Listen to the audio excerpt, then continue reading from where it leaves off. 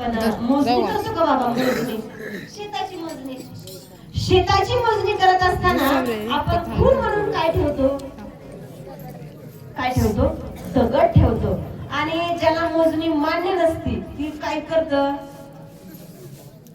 ती इकडे तिकडे गेले तर ती दगड उचलत, त्याला जिथं वाटतंय का तिथं नेऊन पुरत. काय? दगड. मग मला सांगा मावशानो, तो दगड नेला का मनानं गेला? दगड नेला. मग मला सांगा, दगड प्रामाणिक का माणूस प्रामाणिक? दगड प्रामाणिक. मग आपल्याला माणूस व्हायची गरज आहे ना? रस्त्याच्या कडेला दोन माणसं निघाली, जात असताना जाता जाता एका माणसाला एक रामाची मूर्ती दिसली आणि त्याच्या जवळच रावणाची मूर्ती दिसली. आणि जात असताना मला प्रामाणिकपणे सांगा, माणूस कुठली मूर्ती उचलेल? रामाची उचलेल का रावणाची उचलेल?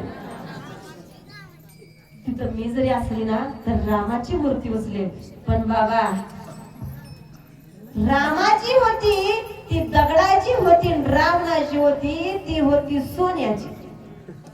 आता सांगा कुठली मूर्ती उचलेल माणूस?